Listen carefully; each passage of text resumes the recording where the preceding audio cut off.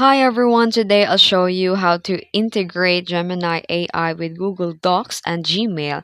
It can boost productivity. Let's get started. First, make sure that you've signed up to a Gemini AI and have access to your account. If you haven't already, follow the steps from their website to get started. Then install the Gemini AI extension for Google Chrome. This will allow you to integrate an AI directly with your Google Docs and Gmail. Simply go to Chrome Web Store and search for Gemini AI and click Add to Chrome. Then here, once the extension is installed, open the Google Docs and you'll see a Gemini AI icon in the toolbar or side panel. Click on it to start using the AI tools like content generation, editing, or brainstorming ideas.